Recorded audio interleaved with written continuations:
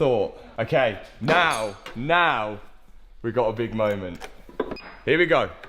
Now we're about to find out whether 1, we've successfully rebuilt a Porsche engine, and 2, whether you can dunk a Porsche engine completely underwater and all the electrics and sensors and modules on it still actually work. There's the fuel pump. Are you ready? I'm ready. Go. Here goes nothing.